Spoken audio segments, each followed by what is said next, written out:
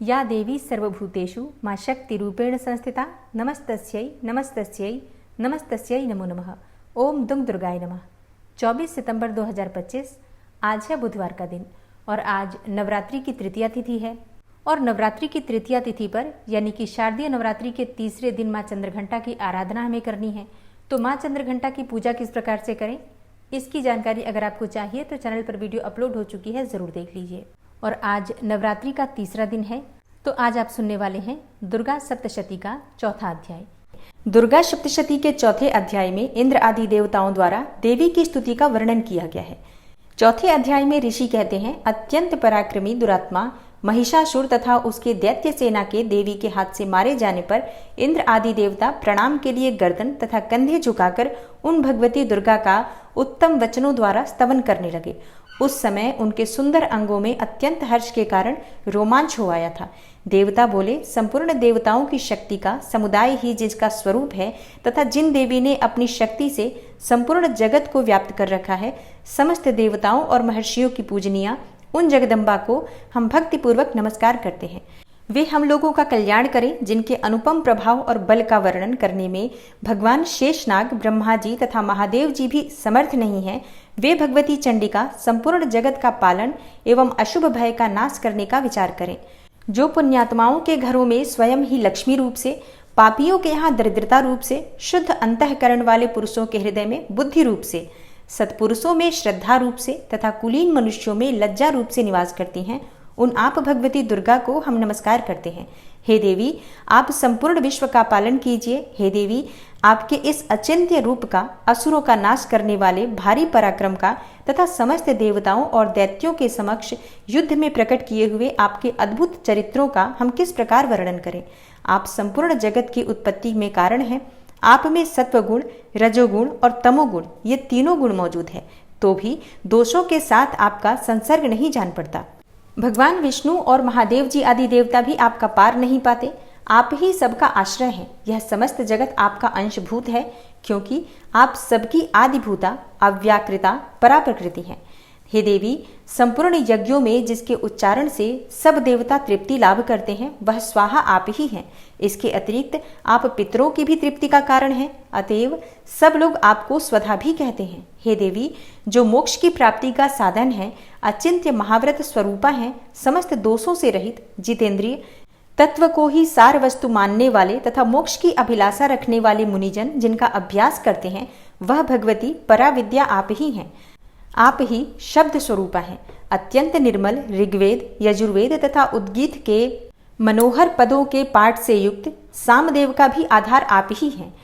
आप देवी, त्रयी, तीनों वेद और भगवती छहों ऐश्वर्यों से युक्त हैं। इस विश्व की उत्पत्ति एवं पालन के लिए आप ही वार्ता, खेती एवं आजीविका के रूप में प्रकट हुई हैं। आप संपूर्ण जगत की घोर पीड़ा का निवास करने वाली हैं। हे देवी, जिससे समस्त शास्त्रों के सार का ज्ञान होता है, वह मेधा शक्ति आप ही हैं। दुर्गम भवसागर से पार उतारने वाली नौका रूप दुर्गा देवी भी आप ही हैं। आपकी कहीं भी आसक्ति नहीं है। कैटभ के शत्रु भगवान विष्णु के वक्षस्थल में एकमात्र निवास करने वाली भगवती लक्ष्मी तथा भगवान चंद्रशेखर द्वारा सम्मानित गौरी देवी भी आप ही हैं। आपका मुख मंद मुस्कान से सुशोभित, निर्मल, पूर्ण चंद्रमा के बिंब का अनुकरण करने वाला और उत्तम सुवर्ण की मनोहर कांति से कमनीय है। तो भी उसे देखकर महिषासुर को क्रोध हुआ और सहसा उसने उन पर प्रहार कर दिया। यह बड़े आश्चर्य की बात है। हे देवी, वही मुख जब क्रोध से युक्त होने पर उदय काल के चंद्रमा की भांति लाल और तनी हुई भौहें होने के कारण विकराल हो उठा, तब उसे देखकर जो महिषासुर के प्राण तुरंत नहीं निकल गए, यह उससे भी बढ़कर आश्चर्य की बात है, क्योंकि क्रोध में भरे हुए यमराज को देखकर भला कौन जीवित रह सकता है। हे देवी, आप प्रसन्न हो। परमात्मा स्वरूपा आपके प्रसन्न होने पर जगत का अभ्युदय होता है और क्रोध में भर जाने पर आप तत्काल ही कितने कुलों का सर्वनाश कर डालती हैं। यह बात अभी अनुभव में आई है, क्योंकि महिषासुर की यह विशाल सेना क्षण भर में आपके कोप से नष्ट हो गई।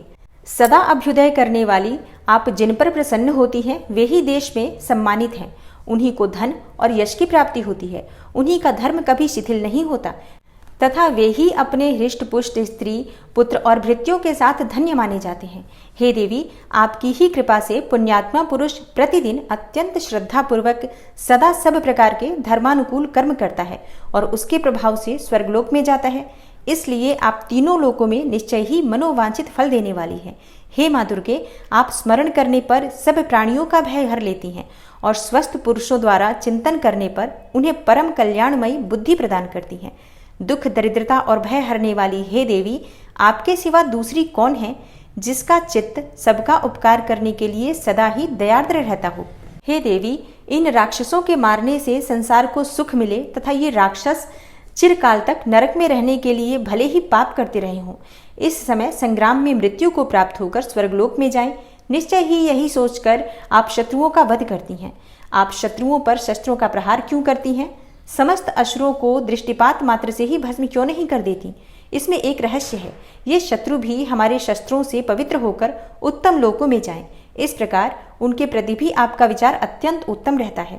खड्ग के तेज पुंज की भयंकर दीप्ति से तथा आपके त्रिशूल के अग्रभाग की घनीभूत प्रभा से चौंधियाकर जो असुरों की आंखें फूट नहीं गईं, उसमें कारण यही था कि वे मनोहर रश्मियों से युक्त चंद्रमा के समान आनंद प्रदान करने वाले आपके इस सुंदर मुख का दर्शन करते थे।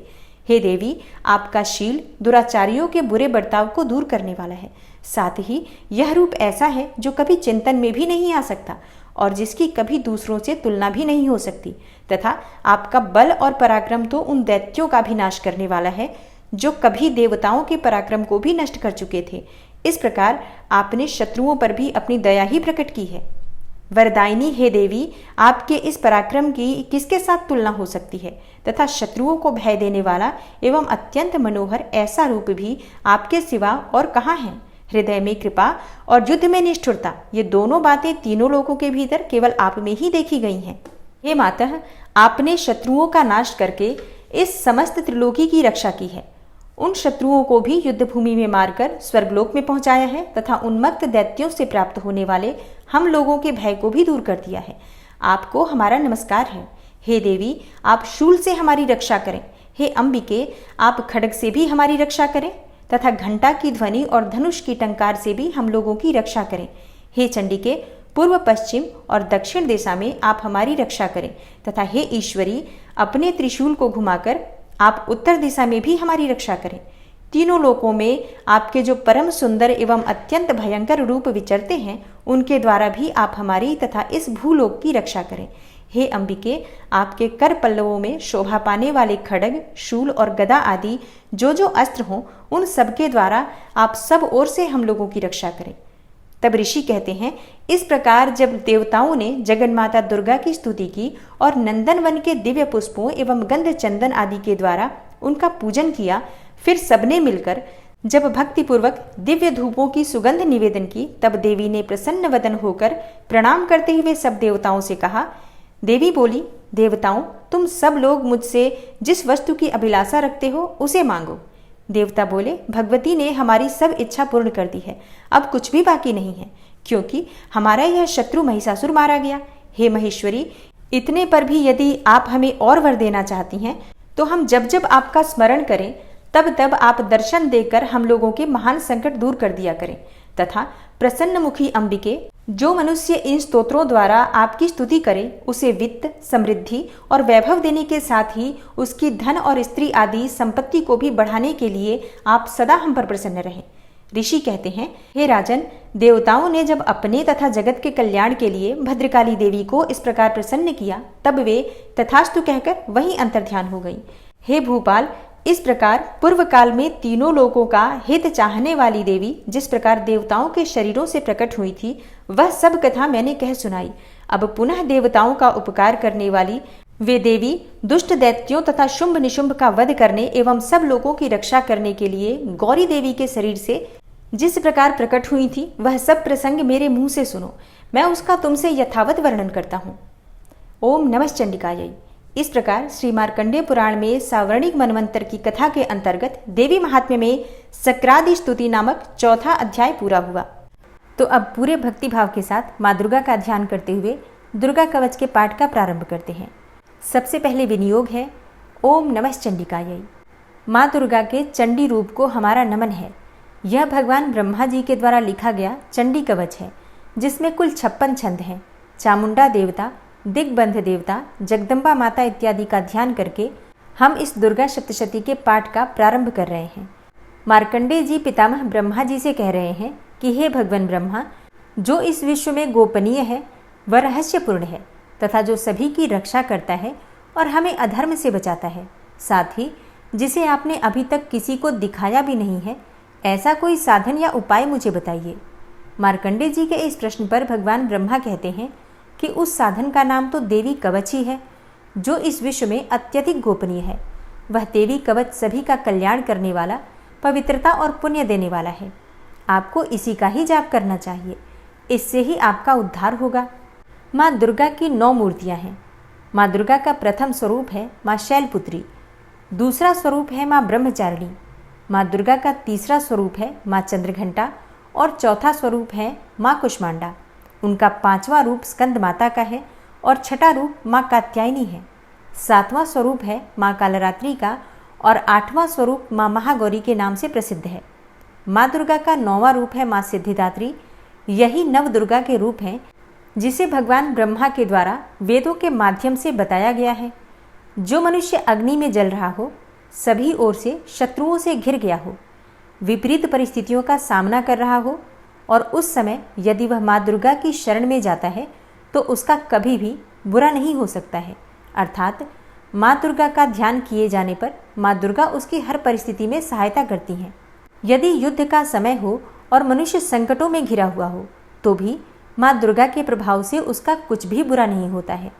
माँ दुर्गा उसके दुख, पीड़ा, भय इत्यादि का नाश कर देती हैं। जो भी भक्तगण माँ दुर्गा की भक्ति करता है, माँ दुर्गा अवश्य ही उन्हें अभय दान देती हैं। जो कोई भी देवी दुर्गा का ध्यान करता है, माँ दुर्गा उसकी हर प्रकार से रक्षा करती हैं और इस बात में कोई भी संशय नहीं है। चामुंडा माता का वाहन प्रेत है और वे उस पर सवारी करती हैं। वाराही माता का वाहन भैंसा है। ऐन्द्री माता का वाहन हाथी है तो वही वैष्णवी माता का वाहन गरुड़ है। भगवान शिव की पत्नी व सभी की ईश्वरी माँ पार्वती का वाहन वृषभ है। कुमारी माता का वाहन मोर है। लक्ष्मी माता कमल के आसन पर विराजमान है और उन्होंने अपने हाथों में भी कमल लिया हुआ है। वे भगवान विष्णु को अत्यधिक प्रिय हैं। वृषभ पर बैठी हुई माँ पार्वती का रंग सफ़ेद है। भगवान ब्रह्मा की पत्नी माँ ब्राह्मी या माँ सरस्वती हंस पर बैठी हुई हैं और सभी प्रकार के आभूषण पहने हुए हैं। इस प्रकार से माता रानी अपने भिन्न भिन्न रूपों में सभी तरह के योग व शक्तियों को ली हुई हैं। उन्होंने कई प्रकार के आभूषण व रत्न पहने हुए हैं जो उनकी शोभा को बढ़ा रहे हैं। माँ दुर्गा का एक रूप अत्यधिक क्रोध में रथ पर बैठा हुआ दिखाई देता है, जो दुष्टों का नाश करने के लिए है। वे अपने हाथ में शंख, सुदर्शन चक्र, गदा, हल, मूसल इत्यादि लिए हुए हैं। इसके अलावा उन्होंने अपने हाथों में खेटक, तोमर, परशु, पाश, त्रिशूल तथा उत्तम कोटि का धनुष भी लिया हुआ है। माँ दुर्गा दैत्यों, दुष्टों व राक्षसों का नाश कर देती हैं, भक्तों का कल्याण करती हैं तथा देवताओं का सदैव हित करती हैं। इसी उद्देश्य के तहत ही उन्होंने भिन्न भिन्न भांति के अस्त्र शस्त्र लिए हुए हैं। माँ दुर्गा के महारुद्र, प्रलयंकारी, पराक्रमी, महाशक्तिशाली, अत्यधिक उत्साही तथा भय का नाश कर देने वाले इस रूप को हम सभी नमस्कार करते हैं। माँ देवी के उस प्रलयंकारी रूप की ओर देखना भी बहुत मुश्किल है, जो शत्रुओं का भय बढ़ाने का कार्य करता है। पूर्व दिशा में इंद्री देवी मेरी रक्षा कीजिए, आग्नेय दिशा में अग्नि देवी मेरी रक्षा कीजिए, दक्षिण दिशा में वाराही माता, नैऋत्य कोण में खड़ग धारिणी माँ, पश्चिम दिशा में वारुणी देवी और वायव्य कोण में मृगवाहिनी देवी मेरी रक्षा कीजिए। उत्तर दिशा में माँ कुमारी, ईशान कोण में शूलधारिणी, आकाश से अर्थात ऊपर से माँ ब्रह्माणी तथा नीचे अर्थात पाताल लोक से माँ वैष्णवी मेरी रक्षा कीजिए। राक्षसों के शवों को अपने वाहन के रूप में उपयोग में लाने वाली माँ चामुंडा देवी, आप दशों दिशाओं से मेरी रक्षा कीजिए। आगे से माँ जया तथा पीछे से माँ विजया आप मेरी रक्षा कीजिए। माँ अजिता मेरे वाम भाग में और दक्षिण दिशा में अपराजिता देवी मेरी रक्षा करें। मेरे शिखा की रक्षा उद्योतिनी देवी और माँ उमा मेरे सिर की रक्षा करें, अर्थात उसमें वास करें। आप मेरे ललाट की मालाधारी के रूप में और भौहों का यशस्विनी के रूप में संरक्षण करें। भौहों के बीच में त्रिनेत्र के रूप में और नाक की यम घंटा के रूप में रक्षा करें। दोनों आंखों के बीच में शंख माता के रूप में और कानों की द्वारवासिनी के रूप में रक्षा करें। मेरे कपाल की कालिका के रूप में और कानों के मूल की शांकरी देवी रक्षा करें। नासिका की सुगंधा देवी और होंठ के ऊपरी भाग की चर्चिका देवी रक्षा करें। होंठ के निचले भाग की रक्षा अमृत कला देवी और जीभ की सरस्वती देवी रक्षा करें। मेरे दांतों की कुमारी देवी, कंठ की चंडिका देवी, घंटिका की चित्रघंटा देवी और तालु की महामाया देवी रक्षा करें। मेरी ठोड़ी की कामाक्षी देवी, वाणी की सर्वमंगला देवी, ग्रीवा की भद्रकाली तथा मेरुदंड की धनुर्धारी देवी रक्षा करें। बाहरी कंठ की नीलग्रीवा देवी, कंठ नलिका की नलकूबरी, कंधों की खड़गनी देवी और भुजाओं की वज्रधारिणी देवी रक्षा करें। दोनों हाथों की दंडिनी देवी, अंगुलियों की जगदम्बिका माता, नाखूनों की शूलेश्वरी देवी और पेट की कुलेश्वरी देवी रक्षा करें। स्तनों की महादेवी, मन की शोक विनाशिनी देवी, हृदय की ललिता देवी और उदर की शूलधारिणी देवी रक्षा करें। नाभि की कामिनी देवी, गुहा की गुहेश्वरी देवी, लिंग की पूतना व कामिका देवी तथा गुदा की महिषवासिनी देवी रक्षा करें। कटिभाग की भगवती देवी, घुटनों की विंध्यवासिनी देवी, जांघों की महाबला देवी रक्षा करें और सभी कामनाओं को पूरा करें। मेरी घुट्टियों की नारसिंही देवी, पैरों के आगे भाग की तेजसी देवी, पैरों की उंगलियों की श्री देवी और पैरों के तले की तलवासिनी देवी रक्षा करें। पैरों के नाखूनों की दृष्टा कराली देवी, केशों की ऊर्ध्वकेशिनी देवी, रोम छिद्रों की कौबेरी देवी तथा त्वचा की बागीश्वरी देवी रक्षा करें। माँ पार्वती देवी मेरे रक्त, मांस, हड्डियों इत्यादि की रक्षा करें। आंतों की कालरात्रि देवी और पित्त की मुकुटेश्वरी देवी रक्षा करें। पद्म कोशों की माँ पद्मावती देवी, कफ की चूड़ामणि देवी, नाखूनों की धार की ज्वालामुखी देवी और शरीर की संधियों की अभेद्या देवी रक्षा करें। मेरे वीर्य की रक्षा माँ ब्रह्माणी देवी, छाया की छत्रेश्वरी देवी तथा धर्मधारिणी देवी मेरे अहंकार व मन और बुद्धि की रक्षा करें। हे माँ दुर्गा, आप मेरे प्राणों, व्यान, उदान की समान रूप से रक्षा करें। वज्रहस्ता देवी मेरे प्राणों की रक्षा करें और मेरा कल्याण करें। आप मेरी सभी इंद्रियों, रस, रूप, गंध, शब्द व स्पर्श में बसती हैं। हे नारायणी देवी, आप मेरे सत्वगुण, रजगुण व तमोगुण की रक्षा करें। मेरे आयु की वाराही देवी, वैष्णवी देवी धर्म की, यश व कीर्ति की लक्ष्मी देवी तथा धन व विद्या की चक्रिणी देवी रक्षा करें। इंद्रा देवी मेरे गोत्र की, चंडी देवी मेरे पशुओं की, महालक्ष्मी देवी मेरे पुत्रों की और भैरवी देवी मेरी पत्नी की रक्षा करें। मेरे पथ की सुपथा देवी और उस मार्ग की क्षेमकरी देवी, राजा के दरबार में महालक्ष्मी देवी तथा सभी जगह निवास करने वाली विजया देवी मेरे भय की रक्षा करें। हे माँ दुर्गा, जो भी स्थान या अंग इस देवी कवच में रह गया है और वह अभी भी रक्षा करने योग्य है, तो आप उसकी भी रक्षा कीजिए। आप मेरे पापों का नाश करके मेरा उद्धार कीजिए। माँ दुर्गा की आज्ञा के बिना कोई भी व्यक्ति इस विश्व में एक कदम भी आगे नहीं बढ़ सकता है। हम यदि कहीं भी जा रहे हैं तो हमें अवश्य ही इस देवी कवच का पाठ करना चाहिए और उसके बाद ही प्रस्थान करना चाहिए। इस दुर्गा रक्षा कवच के पाठ से हमें हर जगह लाभ व सफलता मिलती है और हमारे सभी काम बन जाते हैं। हम जब भी माँ दुर्गा का ध्यान करते हैं, वैसे ही हमारे सभी काम बनते चले जाते हैं। उस व्यक्ति को इस पृथ्वी पर बिना किसी तुलना के परम यश और वैभव प्राप्त होता है। जो भी भक्तगण इस देवी रक्षा कवच का पाठ करता है, उसका भय समाप्त हो जाता है, युद्ध में उसकी विजय होती है तथा वह तीनों लोकों में पूजनीय हो जाता है।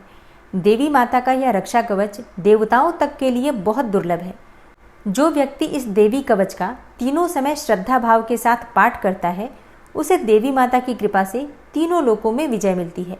वह अकाल मृत्यु के भय से दूर होता है तथा 100 वर्षों से भी अधिक समय तक जीवित रहता है। इस दुर्गा कवच के पाठ से व्यक्ति के शरीर में होने वाले हर तरह के रोग समाप्त हो जाते हैं। उसके शरीर में बनने वाला विष भी समाप्त हो जाता है तथा कोई रोग उसका कुछ भी बिगाड़ नहीं सकता है। जो भी मनुष्य इस दुर्गा रक्षा कवच को अपने हृदय में धारण कर लेता है, उस पर इस पृथ्वी पर होने वाले सभी तरह के अभिचारण मंत्र, तंत्र का प्रभाव समाप्त हो जाता है। सभी तरह की डाकिनी, शाकिनी, अंतरिक्ष में रहने वाले अति शक्तिशाली व भयंकर डाकिन, भूत, पिशाच, यक्ष, गंधर्व, राक्षस, ब्रह्म राक्षस, वेताल, कुष्मांडा, भैरव इत्यादि सभी तरह की नकारात्मक शक्तियों के प्रभाव इस दुर्गा कवच के माध्यम से समाप्त हो जाते हैं। इस रक्षा कवच का पाठ करने वाला व्यक्ति राजा से सम्मान प्राप्त करता है और उसकी सुख संपत्ति में वृद्धि होती है। जो भी व्यक्ति इस देवी कवच का पाठ करता है उसका हर जगह यश बढ़ता ही जाता है, और जो भी इस कवच का 7 बार जाप करता है उसका वंश इस पृथ्वी के अंत तक रहता है। इसके पश्चात जब उसकी मृत्यु हो जाती है तब वह माँ दुर्गा के आशीर्वाद से परम स्थान को प्राप्त करता है, जो देवताओं को भी अत्यंत दुर्लभ है। उसे महामाया का प्रसाद मिलता है और उसकी मुक्ति हो जाती है।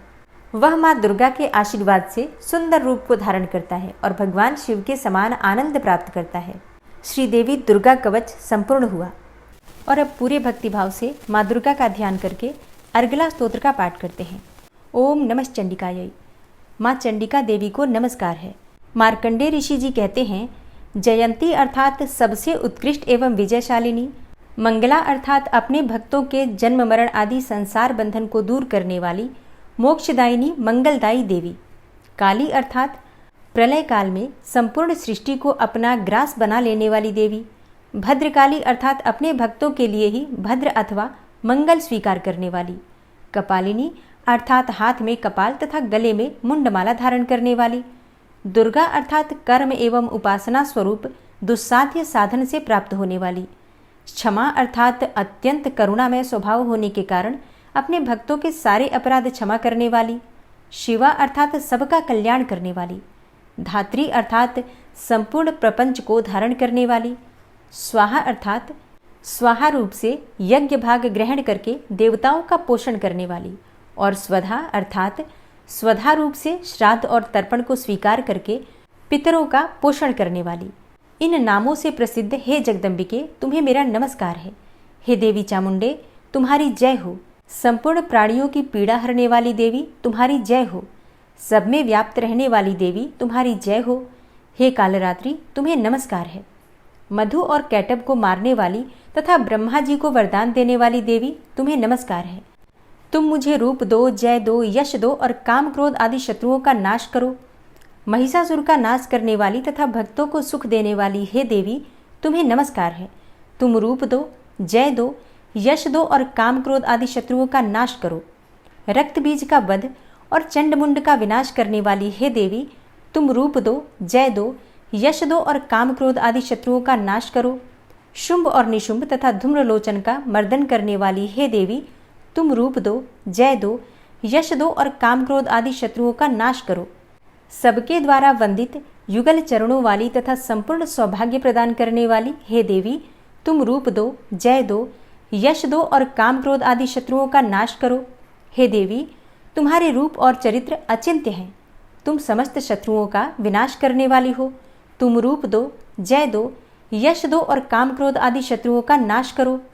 पापों को दूर करने वाली हे चंडिके, जो भक्तिपूर्वक तुम्हारे चरणों में सर्वदा मस्तक झुकाते हैं, उन्हें रूप दो, जय दो, यश दो और उनके काम क्रोध आदि शत्रुओं का नाश करो।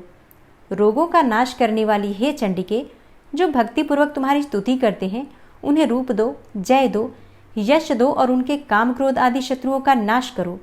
हे चंडिके, इस संसार में जो भक्तिपूर्वक तुम्हारी पूजा करते हैं, उन्हें रूप दो, जय दो, यश दो और उनके काम क्रोध आदि शत्रुओं का नाश करो। मुझे सौभाग्य और आरोग्य दो, परम सुख दो। रूप दो, जय दो, यश दो और मेरे काम क्रोध आदि शत्रुओं का नाश करो। जो मुझसे द्वेष रखते हों, उनका नाश और मेरे बल की वृद्धि करो। रूप दो, जय दो, यश दो और मेरे काम क्रोध आदि शत्रुओं का नाश करो। हे देवी, मेरा कल्याण करो, मुझे उत्तम संपत्ति प्रदान करो। रूप दो, जय दो, यश दो और मेरे काम क्रोध आदि शत्रुओं का नाश करो। हे अंबिके, देवता और असुर दोनों ही अपने माथे के मुकुट की मणियों को तुम्हारे चरणों पर घिसते रहते हैं।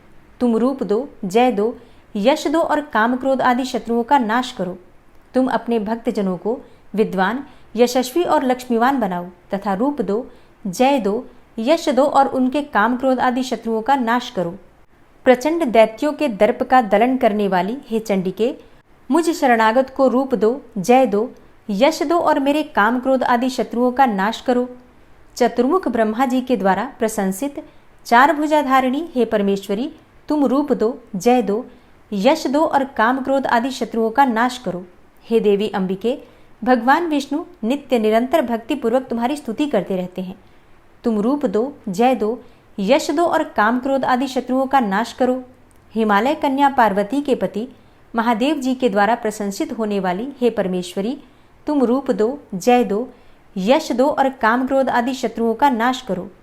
शचीपति इंद्र के द्वारा सद्भाव से पूजित होने वाली हे परमेश्वरी, तुम रूप दो, जय दो, यश दो और काम क्रोध आदि शत्रुओं का नाश करो।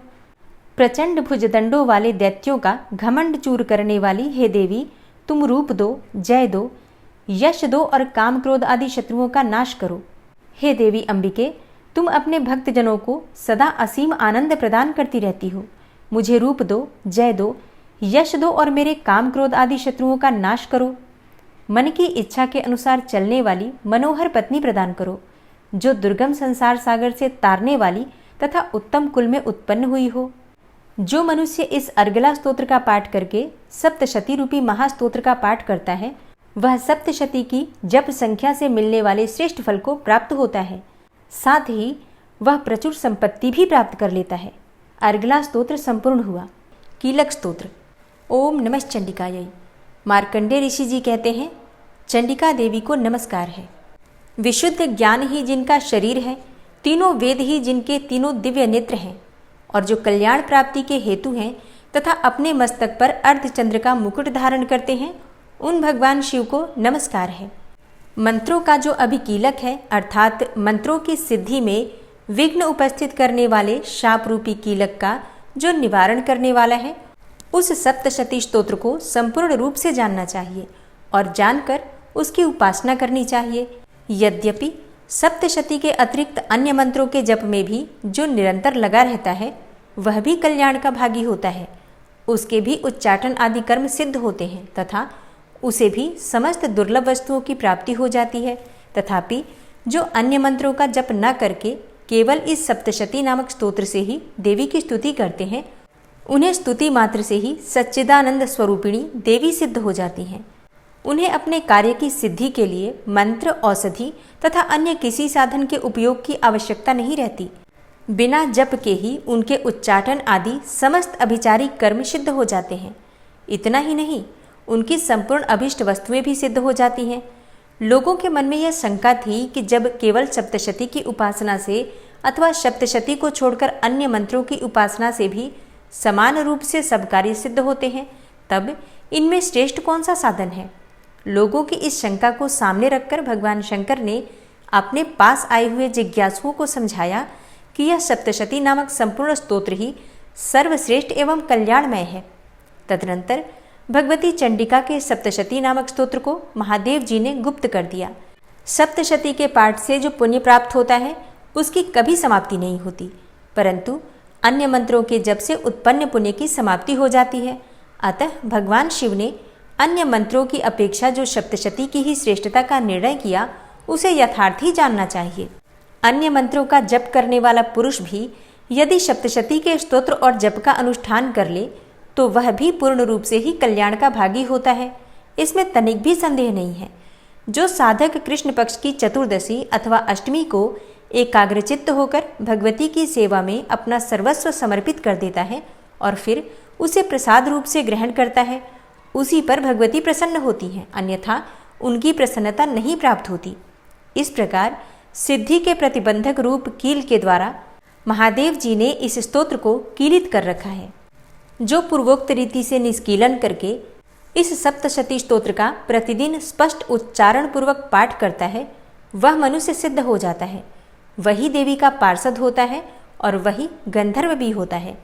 सर्वत्र विचरते रहने पर भी इस संसार में उसे कहीं भी भय नहीं होता। वह अपमृत्यु के वश में नहीं पड़ता तथा देह त्यागने के बाद वह मोक्ष प्राप्त कर लेता है।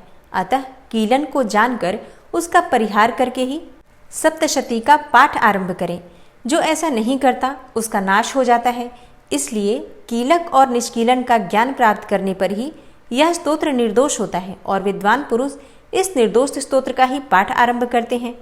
स्त्रियों में जो कुछ भी सौभाग्य आदि दृष्टिगोचर होता है, वह सब देवी के प्रसाद रूप का ही फल है। अतः इस कल्याणमय स्तोत्र का सदा जाप करना चाहिए। इस स्तोत्र का मंद स्वर से पाठ करने पर स्वल्प फल की प्राप्ति होती है और उच्च स्वर से पाठ करने पर पूर्ण फल की सिद्धि होती है। अतः उच्च स्वर से ही इसका पाठ आरंभ करना चाहिए। जिनके प्रसाद से ऐश्वर्य, सौभाग्य, आरोग्य, संपत्ति, शत्रुनाश तथा परम मोक्ष की भी सिद्धि होती है, उस कल्याणमयी जगदम्बा की स्तुति मनुष्य क्यों नहीं करते। कीलक स्तोत्र संपूर्ण हुआ और अब आप सुनेंगे माँ दुर्गा की आरती। ओम जय अम्बे गौरी, मैया जय श्यामा गौरी, मैया जी को निश दिन ध्यावत, तुमको निश दिन ध्यावत, हरि ब्रह्मा शिवरी, ओम जय अम्बे गौरी। मांग सिंदूर विराजत, टीको मृग मद को, उज्ज्वल से दो नैना, चंद्र बदन नीको, ओम जय अम्बे गौरी। कनक समान कलेवर, रक्तांबर राजे, रक्त पुष्प गले माला, कंठन पर साजे, ओम जय अम्बे गौरी। के हरि वाहन राजत, खड्ग खपर धारी, सुर नर मुनि जन सेवत, तिनके दुख हारी, ओम जय अम्बे गौरी।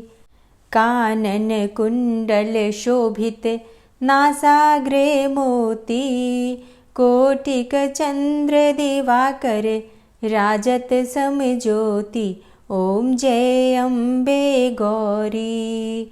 शुंभ निशुंभ विडारे, महिषासुर घाती, धूम्र विलोचन नैना, निशिदिन मदमाती, ओम जय अम्बे गौरी। 64 योगिनी मंगल गावे, नृत्य करत भैरो, मैया नृत्य करत भैरो, बाजत ताल मृदंगा, अरु बाजत डमरू, ओम जय अम्बे गौरी। भुजाचार अति शोभित, खड्ग खपर धारी, मन वांछित फल पावत, सेवत नर नारी, ओम जय अम्बे गौरी। कंचन थाल विराजत, अगर कपूर बाती, श्रीमाल के तुम राजत, कोटि रतन ज्योति, मैया जय अम्बे गौरी। श्री अम्बे जी की आरती, जो कोई नर गावे, कहत शिवानंद स्वामी, भजत हरि हर स्वामी, मनवांछित फल पावे, ओम जय अम्बे गौरी। जय अम्बे गौरी, मैया जय श्यामा गौरी, मैया जी को निश दिन ध्यावत, तुमको निश दिन ध्यावत, हरि ब्रह्मा शिवरी, ओम जय अम्बे गौरी। ओम जय अम्बे गौरी, मैया जय श्यामा गौरी। माँ की आरती करने के बाद क्षमा प्रार्थना ज़रूर करनी चाहिए। तो दोनों हाथ जोड़कर माँ से क्षमा प्रार्थना करते हैं। हे परमेश्वरी, मेरे द्वारा दिन रात बहुत से अपराध होते रहते हैं। मुझे अपना दास समझकर मेरे उन अपराधों को आप कृपापूर्वक क्षमा करिए। हे परमेश्वरी, मैं आवाहन करना नहीं जानता, विसर्जन करना भी नहीं जानता तथा पूजा करने का ढंग भी नहीं जानता। हे माँ, मुझे क्षमा करिए। हे देवी सुरेश्वरी, मैंने जो मंत्रहीन अर्थात ना मंत्रों को जानता हूँ, क्रियाहीन अर्थात ना क्रियाओं को जानता हूँ और भक्तिहीन अर्थात ना भक्ति के प्रकार जानता हूँ, तो मैंने जो मंत्रहीन, क्रियाहीन और भक्तिहीन पूजन किया है वह सब आपकी कृपा से पूरे हों। सैकड़ों अपराध करने के बाद भी जो आपकी शरण में आके जगदम्बा कहकर पुकारता है, उसे वह गति प्राप्त होती है जो ब्रह्मा आदि देवताओं के लिए भी पाना आसान नहीं है। हे जगदम्बिके, मैं अपराधी हूँ, किंतु आपकी शरण में आया हूँ। इस समय दया का पात्र हूँ, आप जैसा चाहें वैसा करें। हे देवी परमेश्वरी, अज्ञानवश, भूल से या बुद्धि भ्रष्ट होने के कारण मैंने जो भी न्यूनता या अधिकता कर दी हो वह सब क्षमा करें और प्रसन्न हो। हे सच्चिदानंद स्वरूपा परमेश्वरी, जगन माता कामेश्वरी, आप प्रेम पूर्वक मेरी यह पूजा स्वीकार करें और मुझ पर प्रसन्न रहें। हे देवी सुरेश्वरी, आप गोपनीय से भी गोपनीय वस्तु की रक्षा करने वाली हैं। मेरे निवेदन किए हुए इस जप को ग्रहण करिए। आपकी कृपा से मुझे सिद्धि की प्राप्ति हो। इस प्रकार क्षमा प्रार्थना मंत्र के पाठ से दुर्गा माता आपके जाने अनजाने में हुए सारे अपराधों को क्षमा करेंगी और उनकी कृपा सदैव आपके ऊपर बनी रहेगी।